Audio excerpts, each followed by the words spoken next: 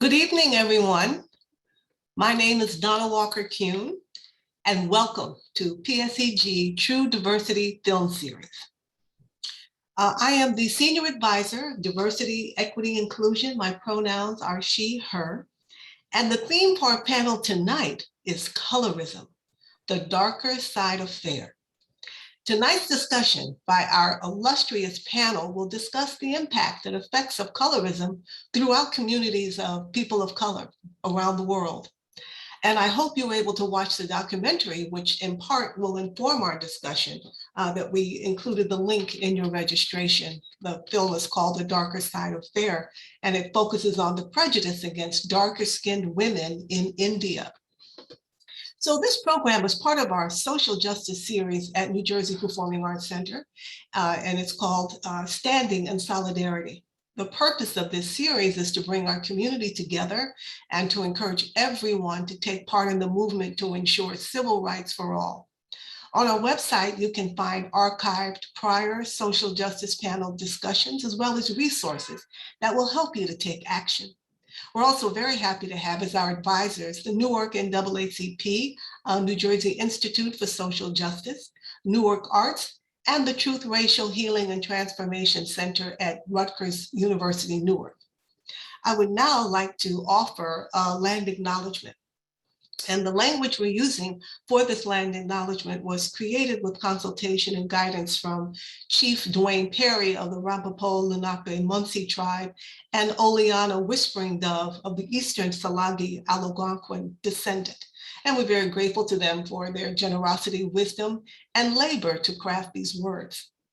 We, the Lenape, original benefactors of land once ripened and cultivated with attentiveness to the Creator and her ascendancy, express everlasting gratitude to our Creator for the traditional ancestral jurisdictions of the Munsee, Esopus, Canarsie, Capsee, Warpos, Siwanoy, and Weekasqueak, jointly known today as the Ramapo and Natakoke Lenni Lenape.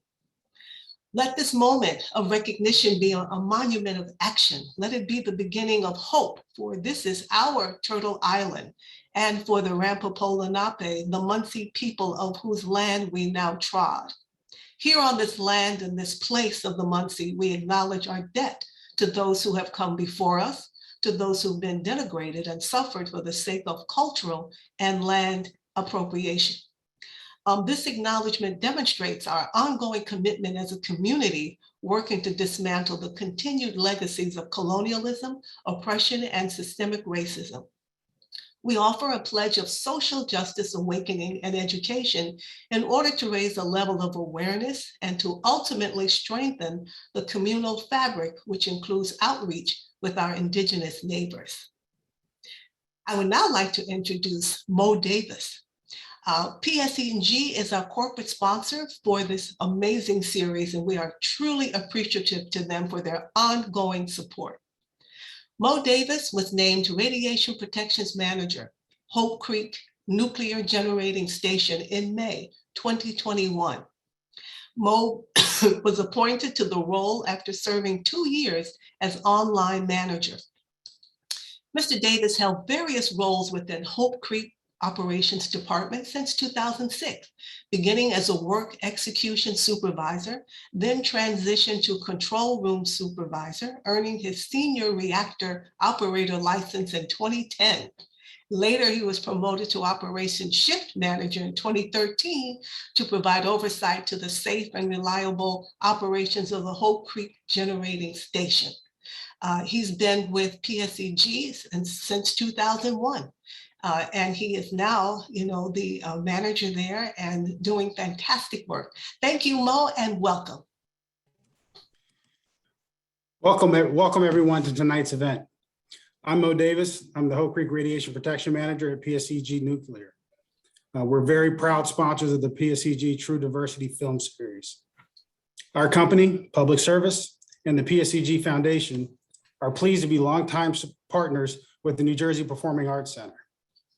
PSEG was the earliest supporters of the Performing Arts Center, and the True Diversity Film Series represents the best of that relationship. In fact, we've continued our support, and earlier this year, the PSEG Foundation announced a 2-year pledge to the Performing Arts Center for the Standing in Solidarity program, which includes the True Diversity Film Series. The film series is a reflection on PSEG's commitment to diversity, equity, and inclusion, especially here in Newark, where we are more than just another utility and more than just another company. Public Service has made our headquarters in this community for well over a century, and we marked our company's 118th anniversary earlier this year. We're proud of our commitment as citizens of Newark and as citizens of New Jersey. A tremendous part of that commitment is our support for organizations such as the Performing Arts Center and what that support means for diversity and for education and for the arts. 1 year ago, in the wake of the tragic murder of George Floyd in Minneapolis and the demonstrations that followed in the cities and communities around the country, PSEG and PSEG Foundation announced another commitment, the Powering Equity and Social Justice Initiative. The initiative is PSEG's Foundation's $1 million commitment to support organizations that address racial injustice, inequality, and human rights in communities of color in New Jersey, New York, and anywhere PSEG operates. In order to continue to emphasize the importance of providing support in such areas of critical community need, the PSEG Foundation has realigned its giving strategies under 3 new pillars: environmental sustainability, equity, and economic empowerment and social justice. When one of us is impacted in the community, we all feel the impact. That's why it's essential for all of us to join together and to act and build a framework of equity, compassion, and respect throughout the many diverse communities we represent that will truly benefit us all. On behalf of PSEG, we believe that our longstanding support for diversity, education, and the arts helps us contribute to that ideal as well. Now it's my honor to welcome you all to this important and timely event. Thank you for being here this evening, and please enjoy the discussion. Thank you, Mo. Wow, that was so great. Now I'd like to introduce our moderator, Allison Antwi. Allison is the Assistant Dean of Equity, Justice, and Engagement at Seton Hall University School of Law. We've been very fortunate to be able to have a wonderful partnership with Seton Hall University School of Law that continues to provide excellent panelists and moderators for our series. So we truly appreciate that. Prior to Seton Hall Law School, Ms. Antwi ran a diversity education consultancy called Essex and Oliver, where she provided strategic guidance and diversity training to organizations, schools, and nonprofits. Her flagship program, a student-based initiative called the Conversations with Future Leaders programs, was established in 2012 to build confidence in one's identity with a particular focus on colorism, texturism, and body size positivity. Ms. Antwi was also the Associate Dean and Director of Strategic Initiatives at Rutgers University, Douglas Residential College. Ms. Antwi is a licensed attorney. She received her Juris Doctorate from Rutgers University School of Law, Newark, and her Master's of Arts in Teaching and Bachelor of Arts in Mathematics from Northeastern University. Thank you so much, Ms. Antwi. We are delighted to have you. Thank you. Thank you so much, Donna. And thank you to NJPAC and PSEG. We are so grateful to be able to have this conversation today. So I just want to send our gratitude to all of you. I want to start by giving each of our panelists an opportunity to introduce themselves. So I will start with Hector Perez. Good evening, everyone. Thank you so much for this opportunity. I'm just thrilled to be here because this is such an important topic that doesn't get tired of talking about it. So my name is Hector Perez. I have worked for several nonprofits here in New Jersey. I have a passion for working with people, particularly young people, but just people in general. I am a Newarker. I was a graduate from Rutgers University in Newark, but I'm also a student of history. Okay, so that's part of the reason why I'm here today, because I have a special love and connection to Latin American history as a Latino man myself, as somebody who is from Newark and has talked and traveled throughout many parts of the world and has talked to many people and has gotten to understand people's mindset and the way they view the world. That's a little short about me, but that's why I want to leave it off that. This is such an important topic and I appreciate this platform. Thank you. Thank you so much, Hector. And the next person, can I have Dash Harris introduce herself?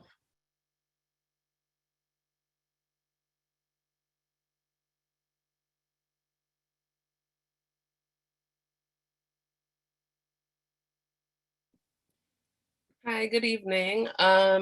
It's great to be joining the panel. Thank you for the invitation. My name is Dash Harris. I'm a multimedia producer, doula, facilitator, and consultant. I am the co-founder of AfroLatinx Travel, as well as 1/3 of the collective called Rayo Caña Negra, which means Black radio, Black sugar, because we are not morena. And that's our tagline. And I am also the director and producer of NEGRO, a docu-series about Latinx identity, which centers the African diasporic history and contemporary in Latin America. It talks about the deeply ingrained and deep-seated colonial heritage and the contemporary manifestations of a caste, race, social, and color hierarchy or pigmentocracy and racial hierarchy. And so like Hector was saying, I'm also a historian. I give classes on Black Latin American history and contemporary topics. And I'm actually having one in November. So if you would love to learn more, I invite you to join us, AfroLatinx Travel, and also my co-founder, Dr. Javier Wallace, in which we talk about Black Latin American history and the current day manifestations of that historical racial cast. Really excited for this robust panel. And yeah, I'll see you in a couple minutes. Thank you so much, Dash. And our last but not least panelist, Satish Rajamani. Please introduce yourself. Hello, everybody. Thank you very much for joining this evening. I really thank NJPAC and the sponsors and the organizers for calling me. I'm a proud resident of New Jersey for the last 9 years. I'm originally from India. I migrated, and all along I've just been living only in New Jersey. So very closely associated with New Jersey. I call this as a second home. I'm an IT leader, and I also coach small and medium businesses. So in case anybody needs any support, we'll be very happy to extend my support. I'm also associated with quite a few nonprofits. I'm an adjunct professor in the School of Informatics for the New Jersey Institute of Technology. That is even more closer to my heart, because that's one way I'm able to create an impact in the future of several students, who are wanting to take technology as their career. That's what I bring to the table. And again, as far as this topic is concerned, this is pretty close to my heart, be it way back in India or here. This is something which I've been facing. In fact, I look forward for a lot more discussions in the next few minutes with the other elite panelists on some of my experiences and some thoughts on how each one of us who are in this call can make a huge difference in overcoming colorism. Once again, thank you very much to the organizer, and thank you very much to our excellent moderator, Allison. Back to you. Thank you so much, Satish. I want to start tonight's discussion with a short clip. So we'll begin with a short clip produced by CNN.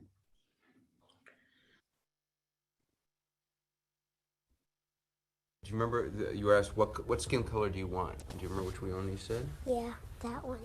Which one? This one. Why do you want that skin color? Because I don't know.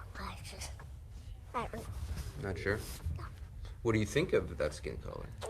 Well, it looks kind of whitish, and that's all I remember. Yeah. Yeah. How about you? Why do you want that skin color? Because it looks lighter than this kind, because this looks a lot like that one. Mm-hmm. Yep. And I just don't like the way brown looks, because the way brown looks really nasty for some reason, but I don't know what reason. That's all. So you think it looks nasty? Well, not really, but sometimes. Sometimes. And Brielle, they asked what color adults don't like. Do you remember what you said? Which one? That's right, that's what you said. Why do you think adults don't like that color? Dark. Dark. And you think adults don't like dark? Well, maybe some adults do, but maybe some of them don't. Mm. And then which was the ugly child? Thank you for that. This was a clip from a 2010 CNN study led by Anderson Cooper to gauge the attitudes of young children and their views on race. The goal was to recreate the doll test from the 1950s. As many of you may recall, the doll test took place around Brown v. Board of Education. This was a test done with 5-year-olds, where they had 5-year-olds, boys and girls, white, and 5-year-old boys and girls, black. And they put 2 dolls in front of them, and they asked them to tell them who the good doll was and who the bad doll was. And all the positive attributes, the white children selected the white doll. and all the negative attributes, the white children selected the Black doll. The same questions were posed to the Black children, and they had the same responses. So all the positive attributes were selected for the white doll, and all the negative attributes were selected for the Black doll. And some legal scholars believe the doll test was an important factor in helping to overturn Brown v. Board of Education, which outlawed segregation in public schools. Although this updated study was meant for the broader category of race, colorism found a home. What is colorism? Just share a quick slide with you all.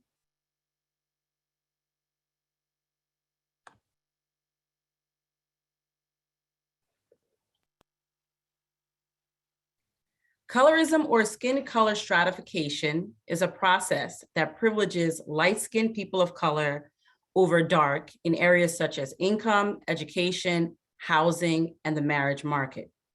Colorism is a global phenomenon impacting both men and women. I gave you a few recent examples. In the last 2 years, this photograph actually popped up on CNN.com. This was a photograph of Miss India finalists, stirs debate over country's obsession with fair skin. Then you have the face kini craze that hits China beach as swimmers try to avoid a tan. So they would go to the beach in China in this cover up that covers their face and their skin so that when the sun hits them, they won't get any darker. And the last bit was from, it was from the Instagram of Amara Le Negra, who's a singer and a reality star. She posted these covers of Latina magazine, showcasing their lack of dark-skinned women gracing the cover. On that same note, a 2019 analysis of Vogue magazine spanning 19 years found that the vast majority of those featured were white women or lighter-skinned women of color. Dark-skinned women could be counted on one hand. How does colorism impact our lives? Just in terms of the African-American community, light-skinned Black men earn an average of 25% more than dark-skinned Black men. The education gap between whites and Blacks was nearly identical to the education gap between light-skinned Blacks and dark-skinned Blacks. And on that same note, some more things to highlight. Darker-skinned African-American children are more likely to experience frequent suspensions from school. And let me also add that darker-skinned Cuban and Mexican Americans face higher levels of discrimination at work than their lighter-skinned counterparts. The list of disparities continue. And globally, by 2027, the skin whitening industry is projected to be worth over $24 billion. That is in less than 6 years. Lastly, something else that may have caught your attention in the last 2 weeks was the NFL taking another hit in terms of race relations when emails from the Oakland Raiders head coach John Gruden came to light.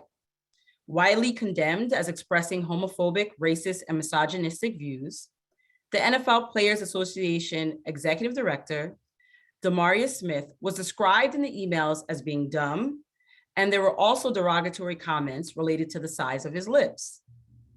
Smith's response was, and I quote, "This is not the first racist comment that I have heard, and it probably will not be the last. This is a thick-skinned job for someone with dark skin, just like it always has been for many people who look like me and work in corporate America. Racism like this comes from the fact that I'm at the same table as they are, and they do not think someone who looks like me belongs."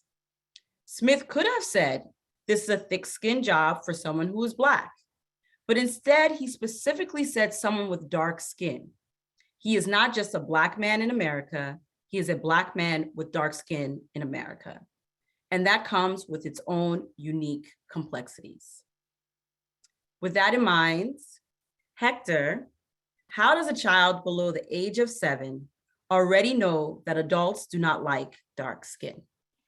So thank you so much for that background. It's important that we have that background first before we get into the conversation. As somebody who, like I said, I worked in several nonprofits and I've worked with children myself. I worked with children of all shades for 6+ years. And I got to see the way that they interacted and the way they viewed the world and viewed themselves as well. So of course, children, they're quick. You know, they pick up cues, they pick up signs quickly from adults, from their peers, from the environment in general.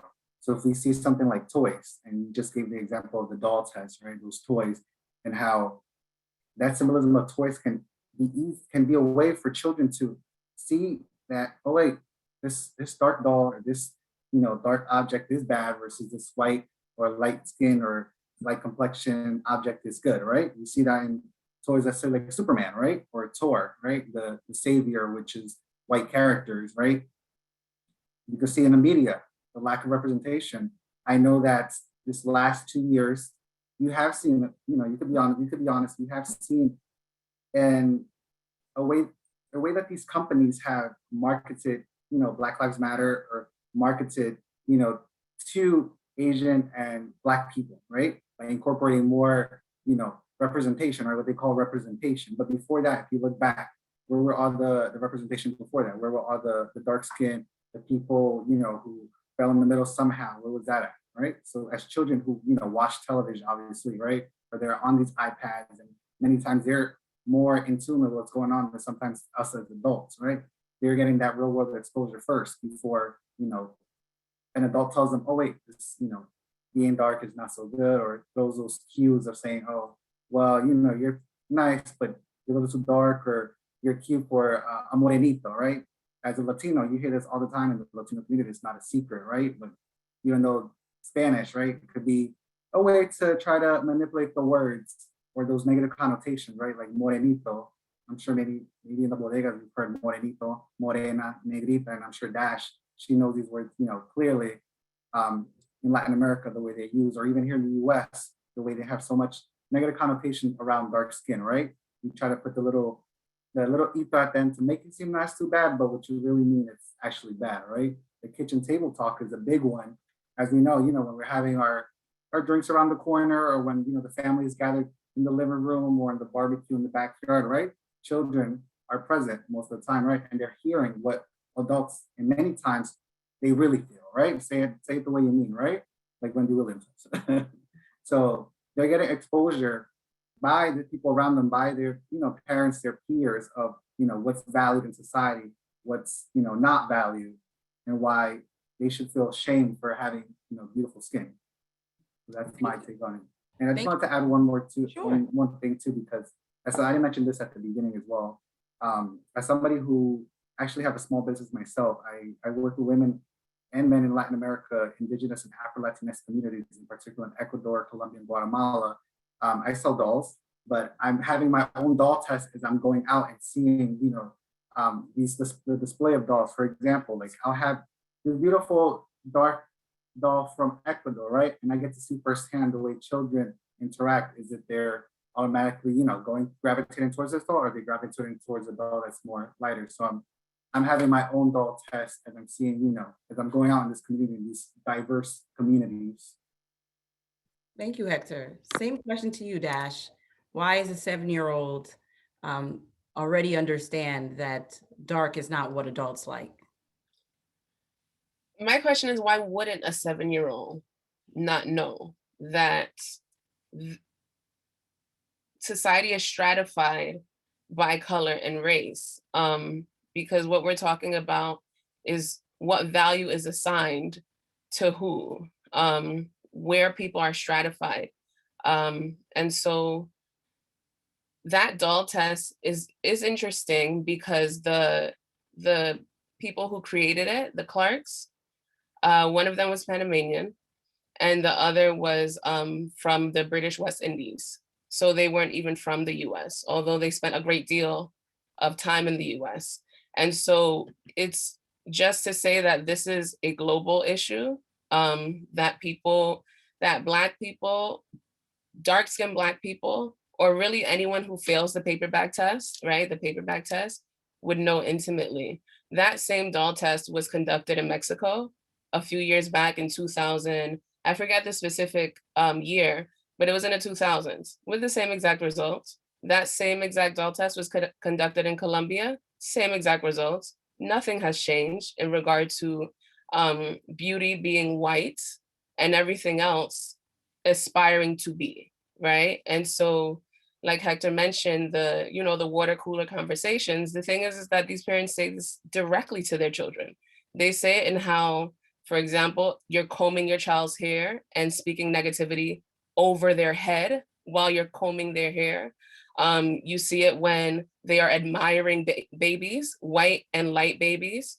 You see it when in treatment, how lighter skin and white, and in my context is Latin America, white Latinx and pale Latinx, how they are treated, how they are pedestaled, how they're the representation for a region that is not majority white, how, like Hector mentioned with the dolls, with AfroLatinx Travel, we have an initiative that we've been doing for years called Brown Dolls and Books for Brown Children. And it was specifically to collect and distribute Black dolls to the countries that we did tours pre-pandemic, which was Panama, Cuba, Colombia, Peru. And the fact that these children were over the moon to see dolls that look like them, dolls they could not find in their own country, where in many of these places,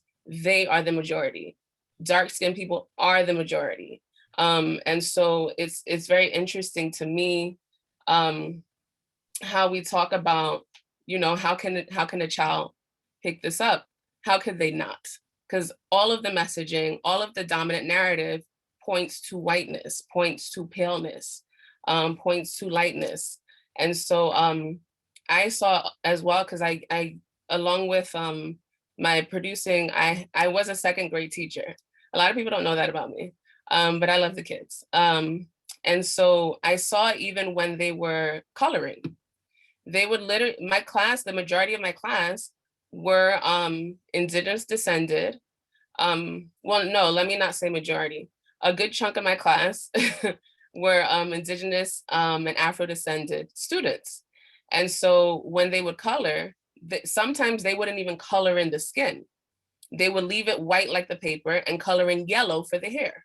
I had maybe 3 blonde kids in my class. The blondes were the minority. But again, the dominant narrative in media is that a pale colored skin with yellow hair, because that's how they say it, yellow hair. And so I used to ask them, does this person look like you? Like, why did you choose to use this? And it goes back to even how beige, the beige crayon is called piel, which is skin, or nude or neutral. That's how they refer to the beige color. And so I would ask the students, or rather it was one particular event where they were drawing their family members, and they left the same thing. They left the actual skin white. And I asked them, I'm like, and who is that? And they were like, oh, my mom. I'm like, and I asked them, is that how your mom looks like? And so they were like, thoughtful about it. And I'm like, you want me to help you, draw the picture? And so I used a brown crayon, the color of the mom. And then I noticed after a while with doing that practice, they started doing it themselves. And so the thing is, they probably 9.9 times out of 10, they probably wouldn't have had a teacher do that. And we're talking about this is in Panama. And that's, and Panama is not unique to that. Thank you. Thank you. And one thing that came to mind when both you and Hector were discussing this was the fact that just the basic connotation of a doll. And I remember, and many people who are on this chat and watching today know that we've gone through generations where you couldn't even go to the toy store and find a doll that looked like you. Like that, it was not in existence. And then there was a generation where they started to incorporate it. So you'd go to Toys R Us and there would be maybe like 3 Black dolls, meaning like 3 total. And there will be hundreds of other dolls, hundreds of other white dolls. So you're always kind of competing to get that one Black doll. And if you think about it, a lot of times toys get collected and distributed around the world, right? So when you want to Christmas time, you can get secondhand toys around the world. It's cheaper, right? People donate it and you can give it around the world. The mass majority of it is going to be the mass majority of toys that are sold here and the color of the dolls. So you will go to Africa, you'll go to Asian countries, you go around the world. And to me, it's always heartbreaking when you see a young child and they're like combing the blonde doll's hair and you're just like, they never even had a chance to get an option of anything else. That's what was offered. So dolls are a very interesting conversation. I want to move to my next question, just referring to the documentary. I know from the chat, some people had an opportunity to watch. For those who did, and even those who didn't, in the documentary, A Darker Side of Fair, the argument is made that marketers are just providing what the public wants. When they only have light to white representation in their movies and ads. Is the public driving the anti-dark skin narrative, or is the media influencing the public? Satish, I send that one to you. Okay, thank you very much. That's a great question. In fact, let me look back on, what is one of the narrative amongst the public in India. At least I've heard this particular dialogue in multiple different forums, in multiple different movies. One of the dialogue which they say is, a person who is white-skinned, who is white in color, will never tell a lie. Okay, that is how it has been, told in different forums. Okay, and in fact, they will also give analogies like a person who is white in color is actually compared with the purity of milk. Milk is white in color. So a person who is also white in color is very pure by heart. He's pure by nature, who is a helping by nature, who is a soft-spoken person, and so on and so forth. That's a sort of a narrative that has actually been built, whether we like it or not, over generations. And what is really bad is also that, I've seen this in multiple different movies, especially in some of the Indian movies. The heroes might even be having followers of over several millions and billions. In fact, India's population is over 1 billion. They will have millions and millions of followers. But even then, they would treat somebody with a darker skin, darker color, as somebody treated in an inferior way. In one of the movie, in fact, the hero will try to make all sort of, attempts to whiten his skin, lighter his skin, so that he gets the the love of the heroine. Okay, so he makes all this attempt, which means you're sending a wrong message to the public that, hey, anybody with a darker skin is probably not treated equally, or it's more like an inferior, right? And I've seen that happening, and it's not only in India, but in I have had opportunities to work in the multiple different countries and with people of different origins. One thing I have seen is, oftentimes, even in some of the meetings, I've seen the people with the darker skin always try to play a sort of a subtle role, or they feel that they are probably inferior. There is a natural tendency of people developing an inferior complex. Okay, and whenever I'm coaching some of the businesses, whenever I'm coaching my students, I keep telling them, hey, we are all equal. If you have a point, you just need to speak up. You just don't need to worry about the way somebody is dressed or the color of the skin. Okay, so yes, traditionally, it has been the public which has been driving that anti-dark skin narrative, if I have to answer your question, Allison. But the good thing is, thanks to people like you all, thanks to NJPAC and different other organizations across the globe, with the support of various organizations like PSEG, there has been a growing awareness amongst the public. Okay, if you really look at it recently, Unilever in India and in Asian countries, they had a product called Fair and Lovely. Okay, it is something which is used to be used by both men and women equally, so that they can make their skin, lighter.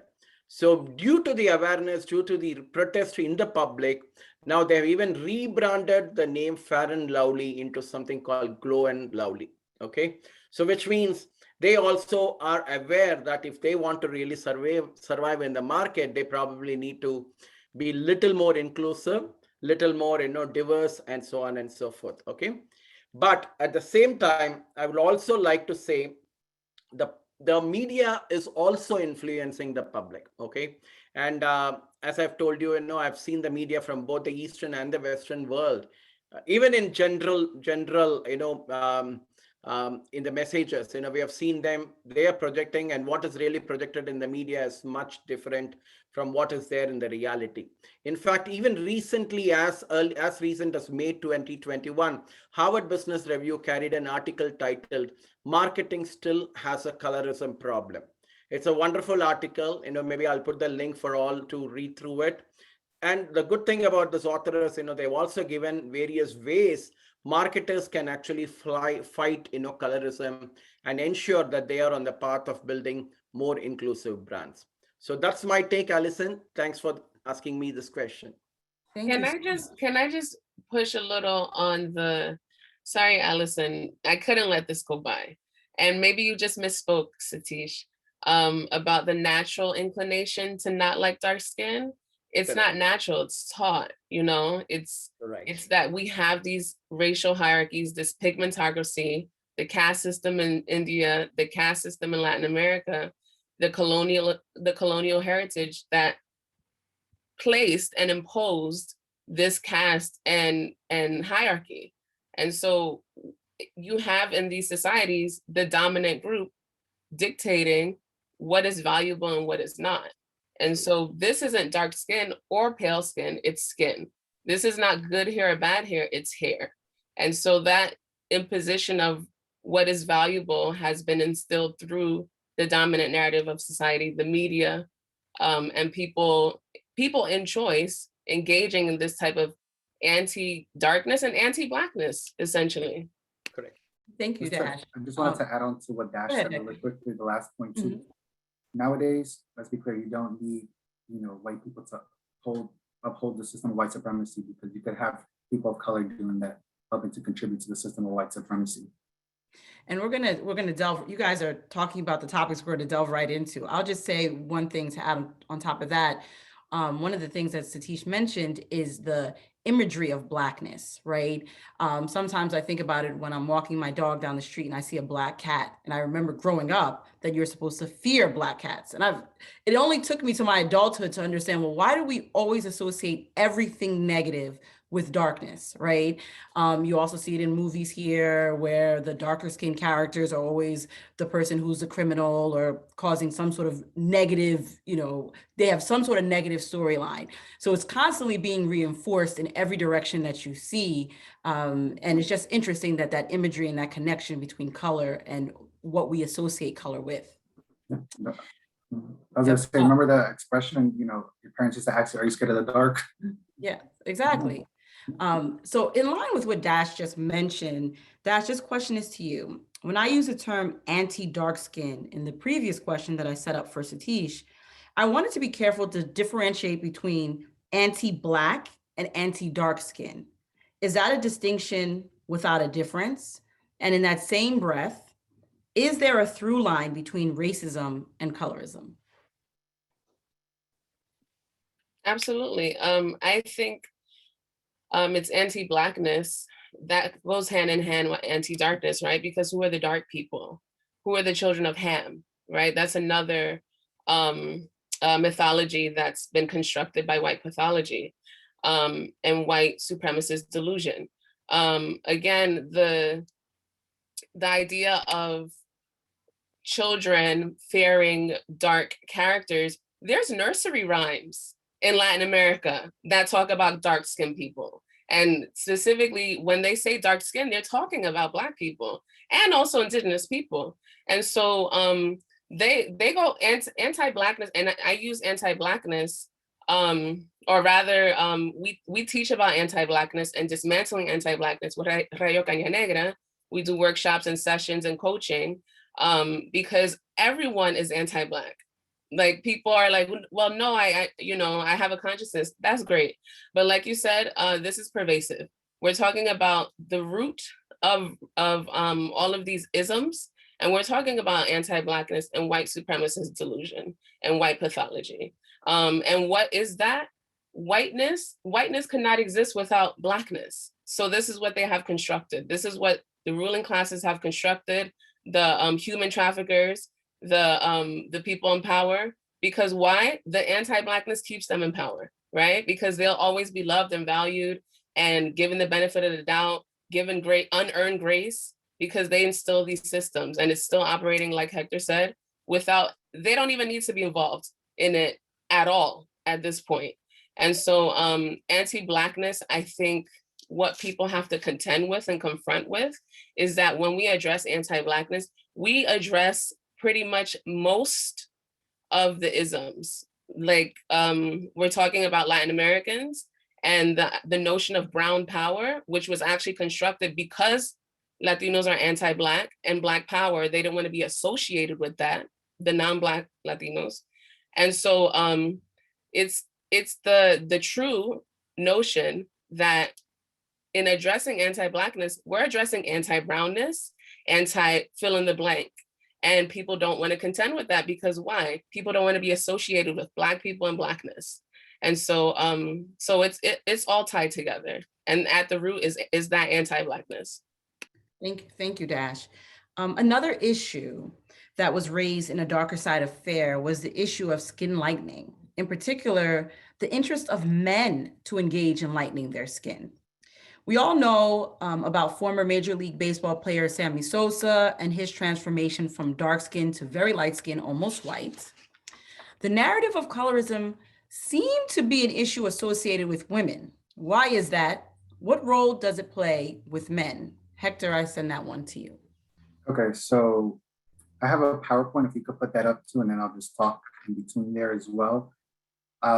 First off, you don't really hear men's perspective sometimes because women could be more vocal, and men, because let's say machismo or whatever different, factors, fear of judgment, fear of shame, whatever, they're not as vocal. But it's important that we understand that, men and women have similar understandings of, what is, when it comes to this idea of proximity to whiteness, what have you. But this picture right here, it's important, correlates to Dash's point about Latin America, of course, because many people haven't really seen the slave trade, understanding the scope of how many Black people there are in Latin America. In Brazil alone, there's more than 90 million plus Afro descendants in Brazil. And Brazil, I'm not going to get into Brazil because they have their own issues with race in particular. But if we go on to the next slide.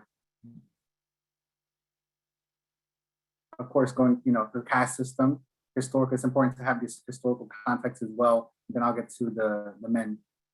Here you have the different racial caste system that the Spaniards, the colonizers put in place, mulatto, mestizo, and Latin Americans, for the most part, many of them take pride in their mestizo heritage or saying they're mestizo mixed race, but what does it actually mean in context? But you have the Zambos, the mulattoes, etc. And then at the bottom, if you look to the next slide, you have the racial hierarchy that the Spaniards, of course, put in place. If you were mixed, you were somewhere in the middle, kind of, sort of, and then at the bottom, you can't see, but it's, of course, indigenous and Black people in Latin America. And arguably still the same. You go on to the next slide. This I wanted to correlate to Dash's point of. Hector, you've muted yourself. I was getting in the zone. Here I wanted to correlate this to what Dash was talking about anti-Blackness. We have seen, the recent crisis at the border with Haitian migrants who are fleeing what's going on in their country too. But if you look at the island of Hispaniola, right, divided by the French and the Spaniards, so you have a Black island, let's say.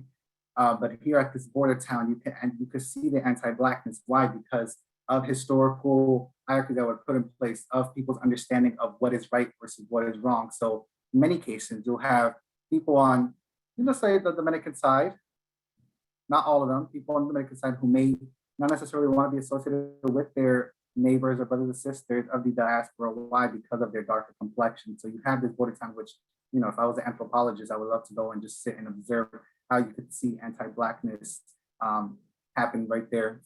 We will go on to the next slide. Then of course we have the men, right? So with that being said, when we think about, the US and its multicultural country and migrations too, how many people of Latin American heritage are here in the United States? The last census said 60+ million, right? So when you think of a Latino or a man in particular, you have variation of shades, but understanding what does that mean? You could have George Lopez here, brown, I think he's Mexican, if I'm not mistaken, Mexican heritage, right? For the most part in society, they'll look at him, let's say, walking down the street, oh, is he maybe undocumented? Who knows, right? David Ortiz, the famous baseball player, right? Clearly a dark-skinned brother, right? But when he's walking down the street, will they see him as a threat? And then Ricky Martin, too, you know, the nice Puerto Rican man with the tan, right? They'll see him, maybe he's, you know, a person of color, but maybe he's not as threatening as the other two, right? So what does this mean? If you go on to the next slide. And of course, with women as well, you have brought up Amara La Negra before, right? From Love and Hip Hop. You have a Mexican actress there, you know, young brown young lady, and then you have J-Lo and the Shakiras, right? Who are quite essentially the face of what Latina representation looks like in the US, right? But of course, men like to look good just like women do. And you talked about Sammy Sosa, right?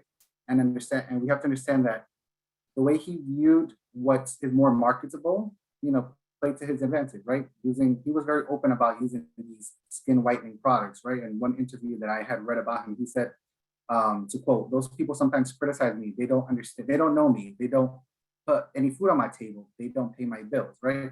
So for him, maybe it was about being more marketable, not being seen as a threat, having that access to, you know, access at the table, or, you know, through these doors that many of the darker skinned people in the Latino community, or darker skinned people in general, cannot have or cannot access in many times. Thank you. Thank you, Hector. One comment on your last point about sometimes, and I mentioned Sammy Sosa, but we can add in Little Kim into this conversation as well. I'm always very hesitant to shame people who use these products, because I'm more concerned with the society creating an environment that makes them more attracted to these products, right? Mm-hmm. And it always brings me I'm always concerned whenever something gets posted about someone who has lightened their skin on social media, and the negativity that's thrown onto these people, as if they did not live in a world absorbing all of this information on a daily basis. And no one ever seems to direct their energies to the environment that has been created, that this seems like something that is a viable option. And Satish, to you, the same question. What's happening with men? In the documentary, you saw that this was a budding industry with at least men in India. Can you shed some light on that? Well, Allison, just wanted to add one more thought to what you said. Yes, it's even more important in today's world, especially when we are in the social media world, where everyone wants an instant gratification. So it becomes even more important that, you know, every individual need to project him or her in a more acceptable way, or in a proper way, so that I try to get more comments and likes and thumbs up or celebrations, rather than, you know, getting a comment on, you know, how I'm looking. Okay, so I just wanted to add that perspective. In addition to that, you know, I slightly agree with you, and also slightly disagree with you in your question. You know, you said that the narrative of colorism seemed to be an issue associated with women. To me, it is, whether it is man or woman, you know, it's the same. You know, at the end of the day, everybody wants to be accepted. We are all fellow human beings. You know, even as part of Maslow theory of hierarchy needs, a lot of the social acceptability is something which is important. In fact, I would even say in today's world, forget about the basic needs of food, clothing, and shelter. In fact, people are even more concerned about the next level of, you know, getting accepted by the society. So to me, it is a question not just for women, it is even for men. And I think, you know, that's where we all need to create that awareness, and, you know, say this is just one entity of our life, and we really need not worry about it. At the end of the day, our goals, our dreams are much more bigger than what somebody else says. So that's my perspective, Allison. Okay, so just wanted to give that perspective. Can I just add that yes, the beauty industry is a multi-billion-dollar industry, right? So somebody's making all that money, right? Correct. One thing that I noticed in the documentary, which was interesting enough, is when they were talking about moving skin lightening creams into a more marketing it to men. the very person who was talking about it was a darker skinned man who doesn't seem like he's using his own products. So I thought that that was an interesting thing where the people who are actually benefiting from honing in on people's insecurities are not even actually using it themselves. So that was something that I noticed in the film. So, Allison, not to interrupt you, please. But as you were talking, I was like, he probably doesn't use it because he has money.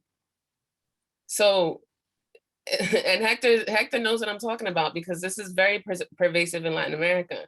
You're either going to be pale or white or someone with money, because we're talking about material consequences.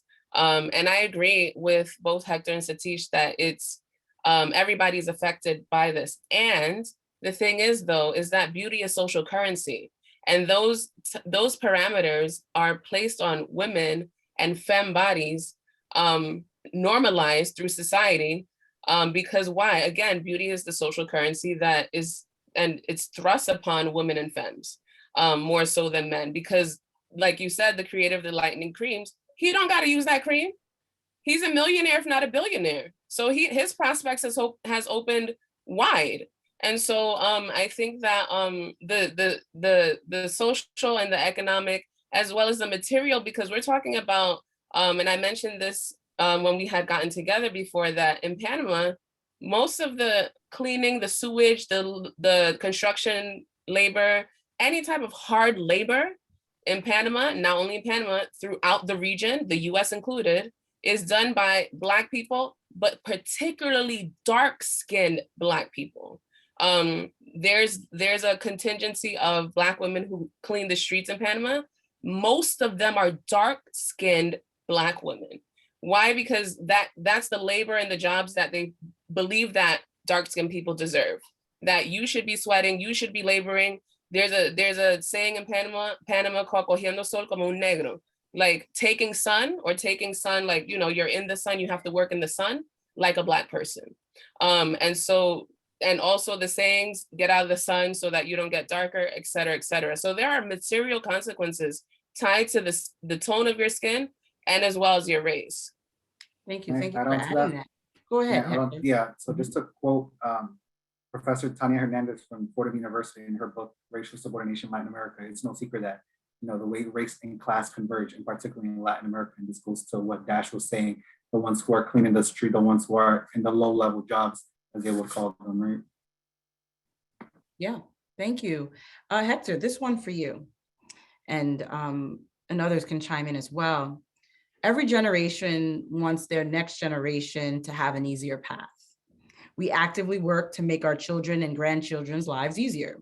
For example, if your grandparents didn't have the opportunity to go to school, you might be encouraged to finish high school, go to college, advance, right? We impart that onto the next generation, onto our kids. With that in mind, thinking through the discussion we're having about colorism and the challenges and obstacles facing people around the world with dark skin, what is wrong with wanting to change the fate of your children and grandchildren by finding a partner that will allow for the possibility to have children who may come out lighter and potentially not face the discriminatory issues that darker skinned people face? So I think any parents, I'm not a parent myself, but I did work with children, but I think any parent wants, or grandparents want the best for their children, right? So it's up to the individual to understand their motives, right? But also understand maybe it's, you know, a whole bunch of different factors that are contributing to why they want, you know, their child to, let's say, marry light or what have you. Maybe it's internalized oppression that some people actually do have, right? There's an expression that was, when the oppressed get used to their oppression, it becomes normalized to them, right? So maybe it's internalized racism, oppression that hasn't been addressed within. If the parent wants to, you know, do that, they should really try to reflect on understanding why. But of course, it takes more than just reflection. It's, you know, understanding the historical background, the context of it all as well, because this is, you know, conversation that do happen in the Latino community. Oh, please marry lighter, right? Or hope that your kids come out a little bit lighter than you, right? Or hope that your kids have ese pelo bueno, right? Good hair, right? So it's conversations that are happening every day, but they're not being talked about, or they're not being addressed within the community. They're not, you know, being talked around the kitchen table. Is more of the anti-Blackness that, you know, Dash was referring to. But it's really up to the individual what they decide, but understanding why you're doing what you're doing. Is it more than just because you see white or this European as the gold standard, or is it because you yourself are anti-Black or anti-Indigenous, anti-Brown? Thank you, Hector. Satish, did you want to add to that? No, I agree to what Hector was saying. So I'm completely aligned with what he said. But again, at the end of the day, it's all about the choices which we make in our life, and be it the children or the parents. We have to make the right choice, and the choices are all based on the convenience again, right? What is comfortable for me. I make a choice on what is comfortable for me, right? So that's my 2 cents. Okay, and I Dash? wanted to say the world doesn't change just because you have a baby, right? It's survival. We know, and this is why we're having a panel, right? We know that pale, light, and white people get treated better. That's what has been normalized. And so we're talking about survival, right? And this is something that we talk about in our classes and workshops, that there has to be a space where you forgive your elders, because they were working, and a lot of people are still working with extremely limited options. And so if you understand and know intimately and experience that if you straighten your hair, you're going to get a better job. If you are lightening the skin, you are getting a better job. Why wouldn't I do that? Why wouldn't I want my children to have a better shot than me, right? And I'm not excusing this because I think it's disgusting, obviously, but I also understand the humanity behind that. The world is not gonna just change once you get a consciousness, right? You're living and experiencing and moving through this world. You understand that white pathology has instilled these norms and practices. So you're gonna seek out to lighten the line, right? Whatever that means in whatever region that you're in. And so again, this is pointing to survival. That's what all humans want to do, right? And so if your best chance at survival is to be pale, guess what? That's what it's going to be. And so I had mentioned, or maybe not, but the term mejorar la raza, or advancing the race, bettering the race, as is said every 2 seconds in Latin America. I just saw this TikTok of actually she's a model in Panama, and she has a West African fiance. He is fine, right? He's fine to me. And fine, not fine, I mean fine, right? And in the comments, as expected, all of the anti-Black Panamanians, oh, yes, a negro, oh, this Black guy.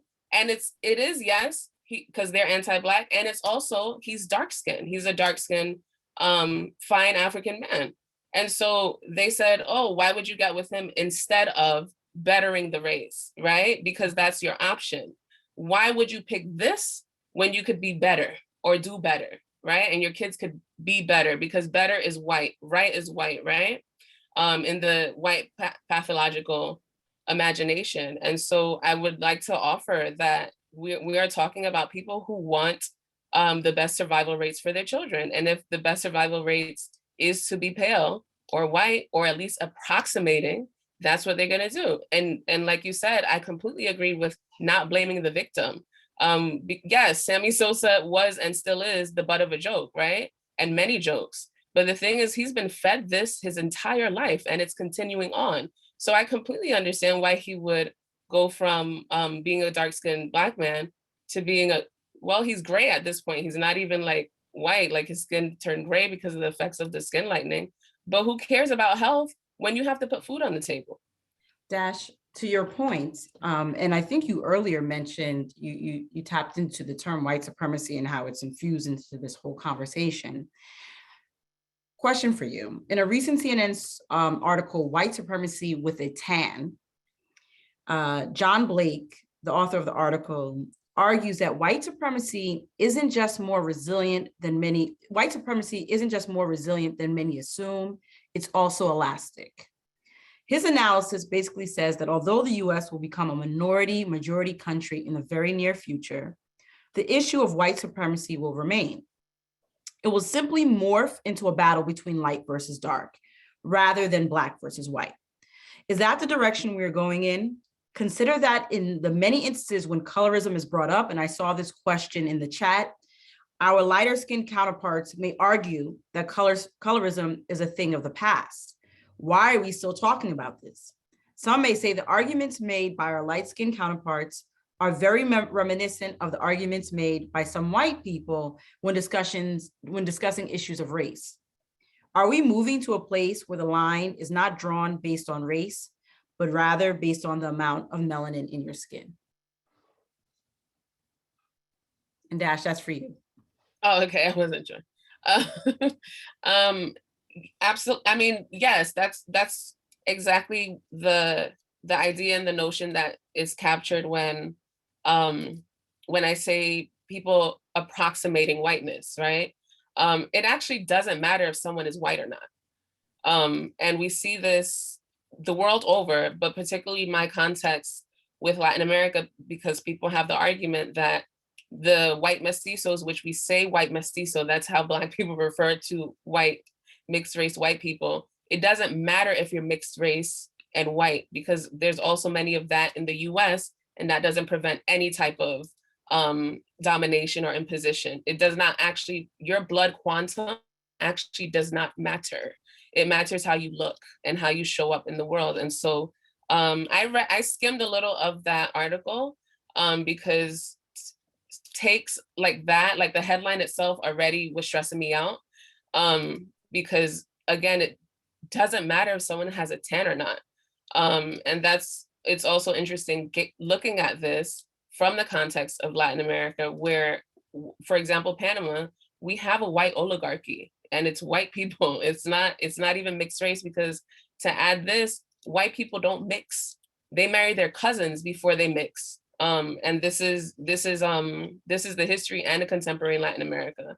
And so the idea that that white supremacy with a tan,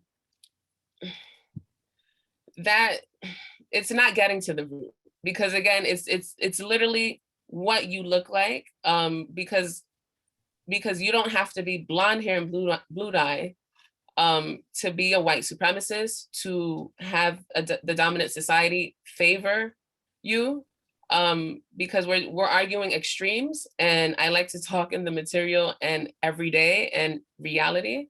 And so it's always who is going to be the palest or the lightest, and also the preoccupation with who is going to be the darkest and blackest. And I think to your point, I think you and the author actually might be arguing the same thing. Their concept is that white supremacy will just absorb because their numbers will continue to shrink.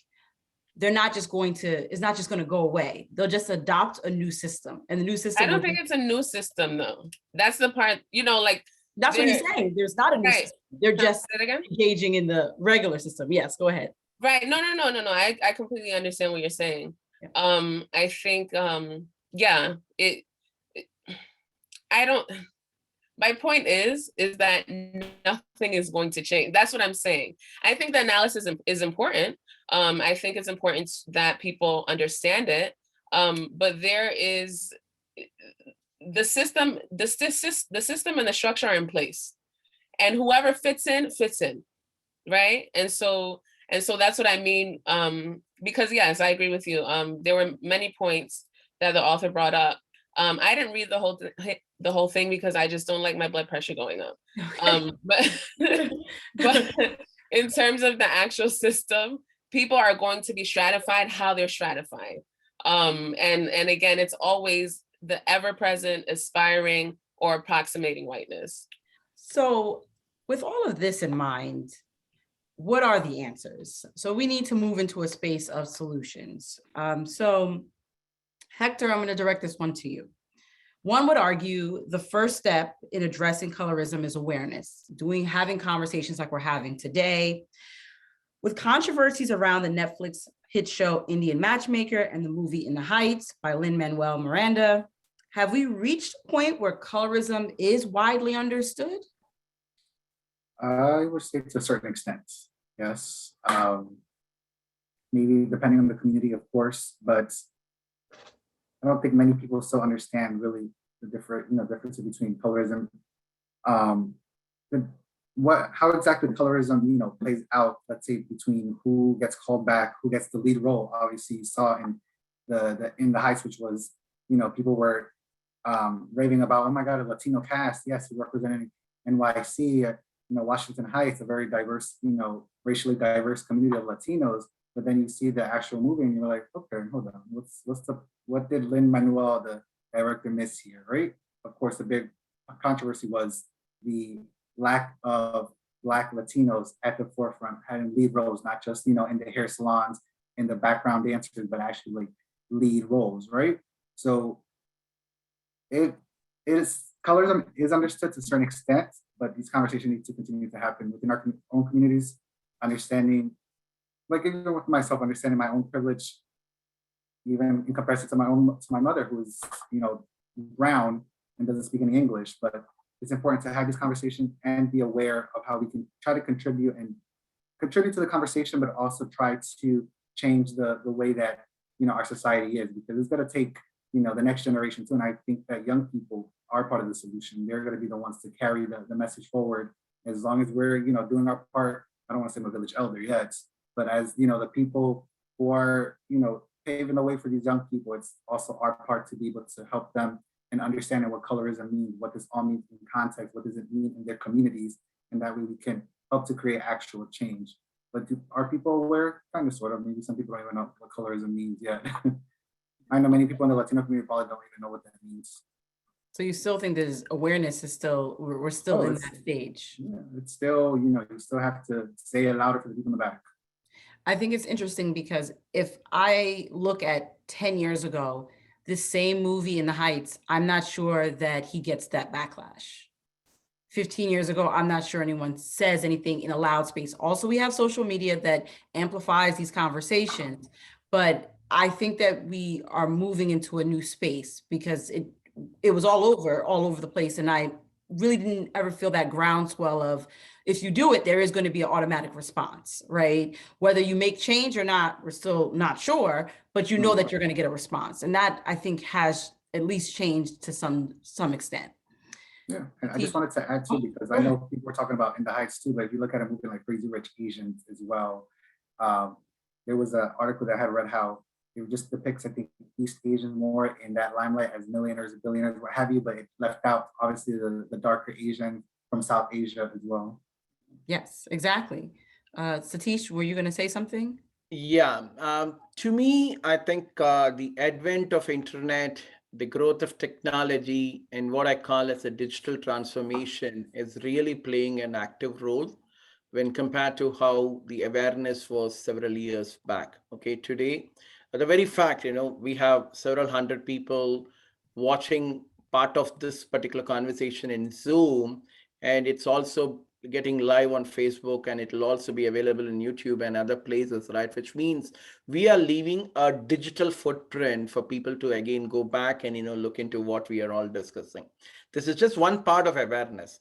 If you ask me whether we have reached a state of complete awareness, no.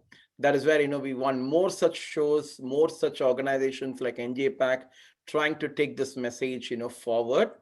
So and that's where today technology is actually transforming the way most of these initiatives can be reaching out to the masses. So thank you for that.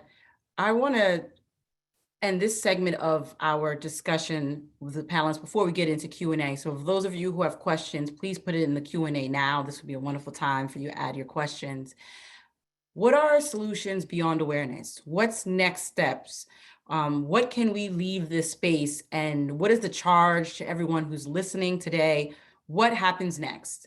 So I'll start with Dash. What are the solutions?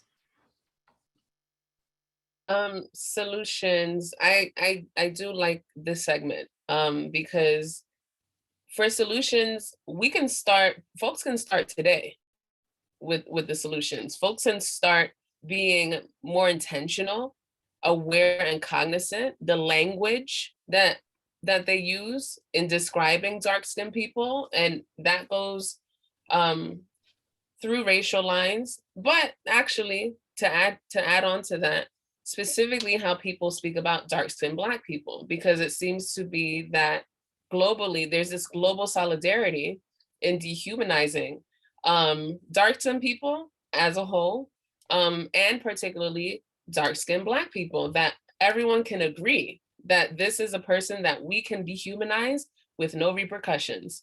And that also plays out with dark-skinned Black women. We are always the butt of the joke. There are comedians who have gotten famous off of particularly making fun of and degrading dark-skinned Black women, Latin America included. There's a ton of those comedians, and a good chunk of them are Black men and dark-skinned Black men, because they know intimately that people are in that solidarity for that dehumanization. And so you can start where you are, you know, because people feel that they need to have 20 PhDs, they need to read 50 books, they need to attend 1 billion workshops, when really they can actually go to the bathroom or wherever you have a mirror and self-reflect on how they have internalized this and how they perpetuate it. What is their response? How are they engaging with, talking to, or talking at dark-skinned people versus pale-skinned people? How they are mistreating or pedestaling pale-skinned people and degrading dark-skinned people. Also in your workplace, who, you know, because I'm always about that economic justice. You may work at an all-Black organization, for an example, and I can assure you the dark-skinned Black people are getting paid less. I don't even have to look at a statistic or a study or whatever that is, because I live that. And so even those actions, talking about salary, who is getting less, talking about the labor, who is doing the grittiest labor in the office, right? Because there was a study, and multiple studies, that dark-skinned, fat Black women are tasked with the heaviest labor roles, the most gritty labor roles. If it has to do with coordination, logistic, that labor is passed on to dark-skinned Black women and dark-skinned folks. And so it's starting where you are. You can check yourself in that regard. I know in the chat people were saying about self-love and self-esteem, and all of that I agree with. And at the same time, it doesn't matter how much I love myself. Society is going to give me those messages. So I do actually agree that that foundation starts in the home. Because the reason why I'm able to talk about this and be on this panel is because my mother was very intentional in how she raised us. I didn't hear any type of comments, skin color comments, because she made sure to cut those family members all the way off until they learned how to behave themselves, or actually until they learned how to address all of the isms that live within them. And so it is with intentionality that we're going to get to the root of these things. And it's also living in integrity. If you are claiming that we want to center dark-skinned people, that we want to be the change, then be the change. Do those steps, do those actions. And I mentioned before that there are times when I am referred to in a very gruff tone, and within 2 seconds, there is a pale person or a white person being addressed with all of the humanity and all of the care in the world. And what that person should have said is, excuse me, why were you talking to, Miss Dash? Obviously they don't know my name, but why were you talking to Miss Dash in that manner? In the same token, I've also been the person who has been referred to with care, while and it's usually a dark-skinned Black woman, a dark-skinned Black, darker than me, who is being addressed in a gruff tone. And I have been like, excuse me, what was the need to address this woman like this? And it's in the everyday. You don't have to get elected to the Senate to pass a policy or a law. You need to police yourself, or rather not police, because defund the police, but you need to address your own self and check yourself. Thank you, Dash. I'm going to move to Hector. What are your thoughts? What are the solutions? I don't know how I could follow what Dash just said, but definitely decolonizing the minds, right? Like she said, making sure that if you see injustice happening, say something, speak up, because you have the power. If you have that power, if you have that privilege, you have that voice too, and you want to help pave the way to make it, a little bit easier for somebody else as well. These jobs, when we talk about these corporations, they try to be more culturally competent, advocate for diversity, what have you, but what does that actually mean? How about addressing these corporations and, telling them, well, are you discriminated based on what? Skin color? Because, they're mandating these cultural competence trainings now in many workplaces, right? But is that actually being put in place? Who's enforcing these cultural competences? Who's keeping them in check when it comes to discriminating against, qualified candidates who are of darker complexion, right? So doing that and starting a conversation with these young people too, because, like we talked about the first question, how does a child know that dark is bad at the age of 7 or below 7 too? It's, starts early as well. So having these parents advocate for what's right, talk to their children, encourage parents, empower parents too, to make their child, the child who is going to be the future, who are the future of the world, and we're going to inherit a world that's kind of chaotic, let's be honest, right? So empowering parents, empowering children, because, without the children, what's the future going to look like? Exactly. Thank you, Hector. Satish, what are the solutions? Yeah, one of the important thing is, though, certainly the economic situation plays a vital role. We certainly need to have initiatives apart from just, creating awareness, but also to improve the economic situations of many of these people. Though most of organizations, in fact, have diversity initiatives. In fact, one of the recent report from the National Advertisers Association of National Advertisers, they in fact specifically said that about 75% of their members had organization-wide supplier diversity initiative, but only 40% of them have specifically for marketing and advertising services, which means even though the diversity is being spoken in length and breadth, not necessarily everybody is following in all pockets of the organization. We probably need to ensure that there is adequate representation in important functions of the organization, which in turn will create more economic equality, and it will also help us to spread further awareness and bring in a sort of equality and equality among the different skinned people. So that's one of my thoughts. A lot of things start from the business. Thank you. My suggestions for folks who are listening, solutions start with whatever corner you're in. Where do you work? What is your area of interest? Change colorism in the space that you're in. For example, before I became a lawyer, I was an 8th grade math teacher, and I recognize the power that teachers hold, because you spend a lot of time, as Dash mentioned earlier, you spend a lot of time with students. You spend a lot of time seeing students engaging in the lunchroom, in the playground, making comments, and what is actually being done. And for a lot of teachers, understanding that in America, 73% of teachers are white. So for teachers who don't actually understand colorism, they may understand racism, but not understanding colorism, it becomes problematic, because when you're on the school playground and you hear someone make fun of someone with dark skin, you don't even realize that you're supposed to interject and do anything about it.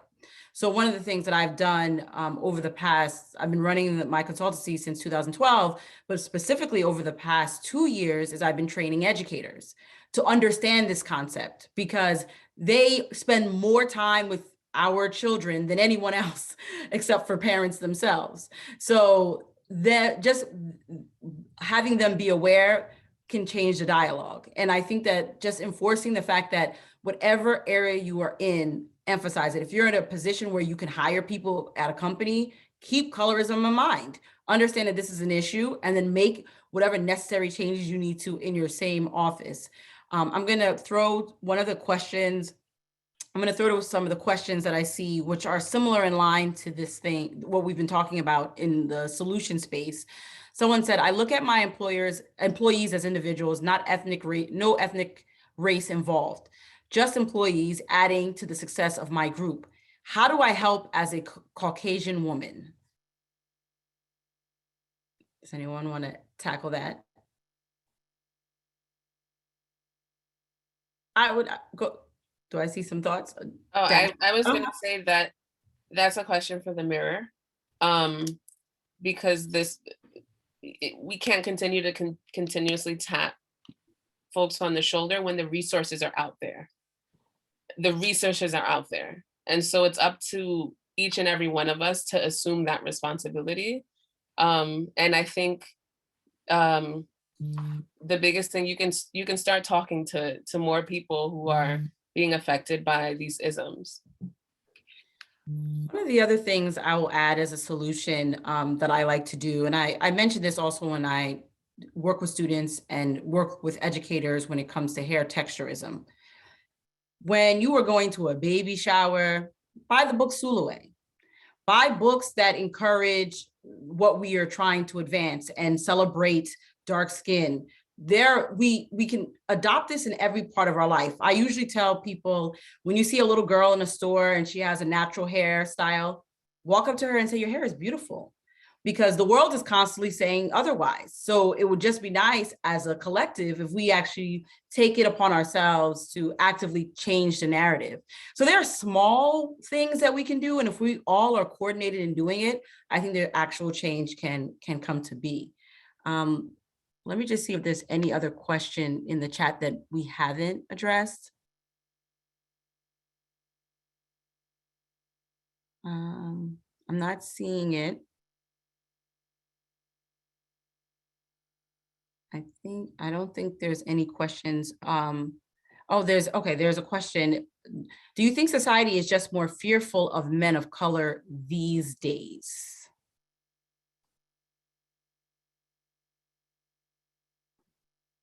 Hector? Is it more fearful?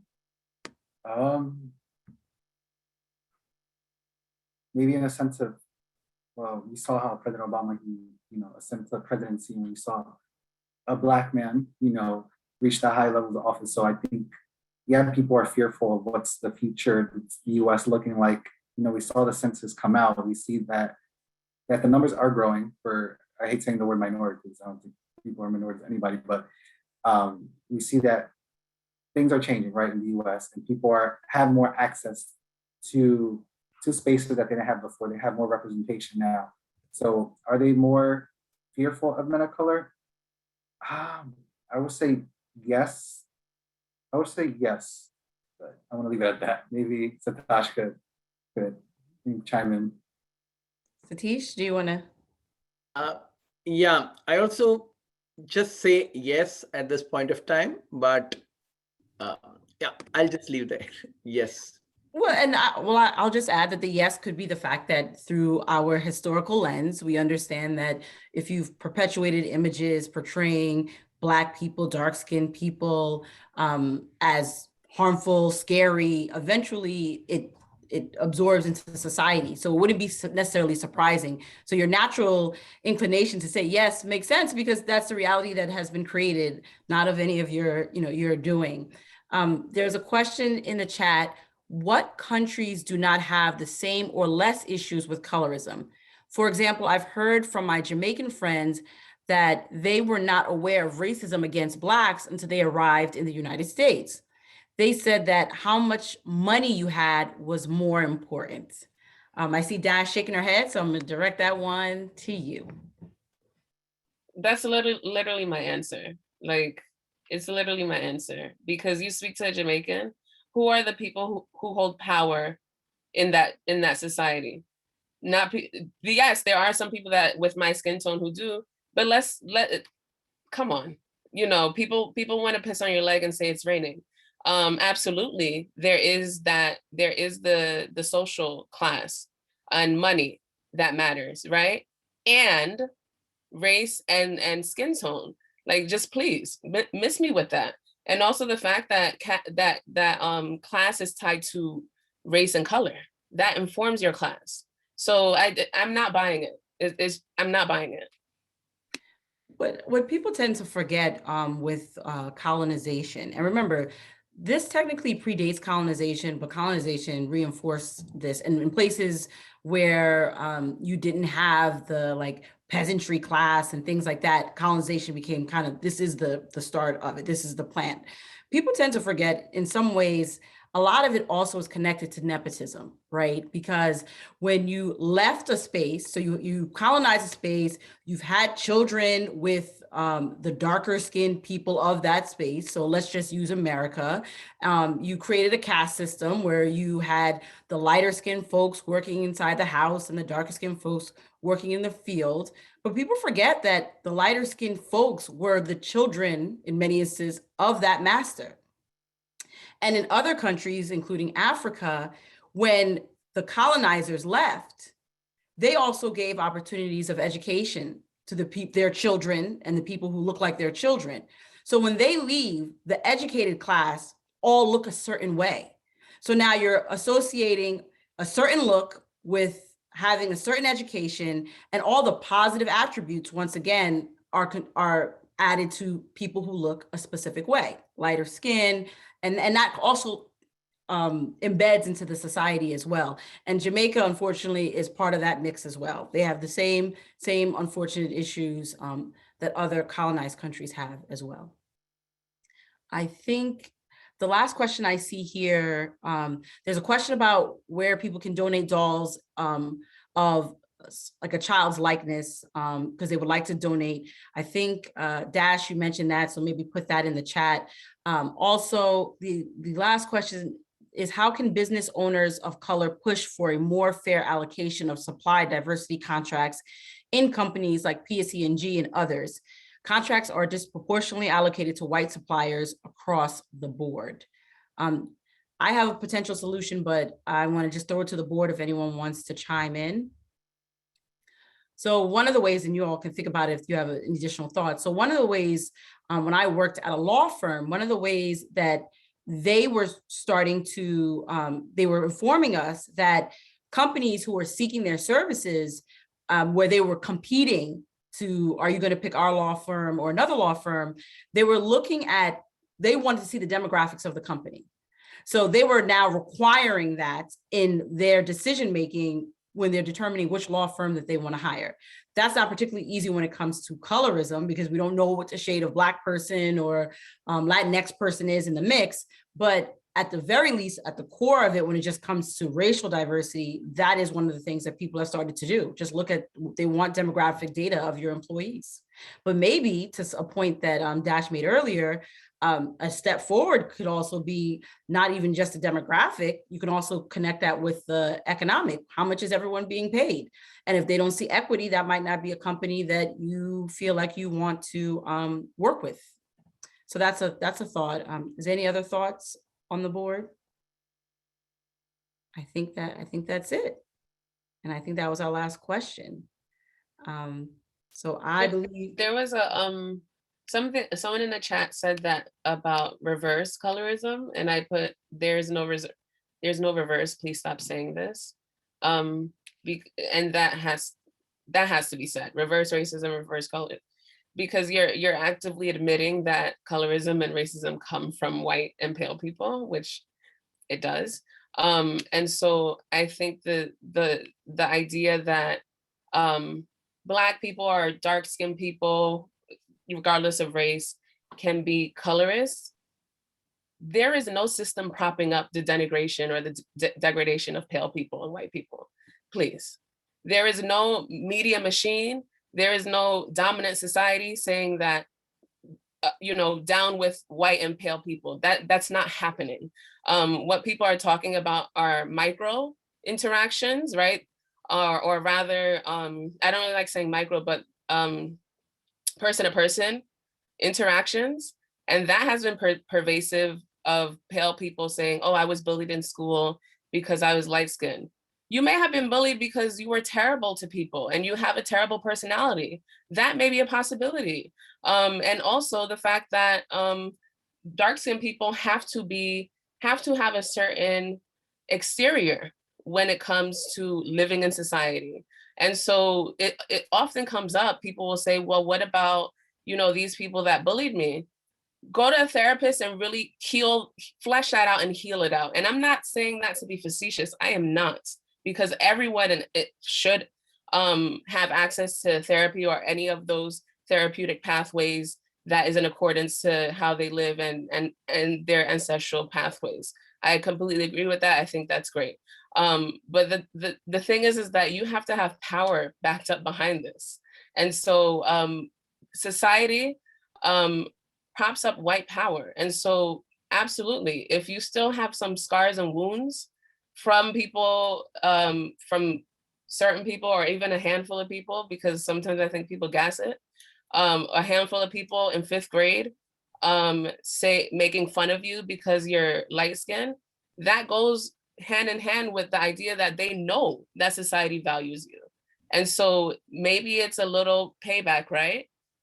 Which I'm not excusing or justifying. And at the same time, we have to turn to curiosity and compassion when we're speaking about these topics. You may be bullied, and again, I'm not excusing or justifying bullying. You may be bullied for 5 minutes of your school day, probably longer, right? Maybe 5 hours, let's say. But when you go outside, everyone is propping you up. Everyone is centering you. And so actually, a lot of people actually use that because they know that people are violent toward dark-skinned people. So they're gonna say, oh, look, these dark-skinned people are being mean to me, and society will back them up. And so that's just something I wanted to offer. So on that point, I always find this to be a very interesting space because, everyone has their unique experiences. And as children, particularly people who, like myself, was a teacher, we don't know necessarily the effects of how someone's experience what direction it can take them. But what I try to center is the fact that when we go back to the data and we look at the disparities, that is a conversation that we have to stay with.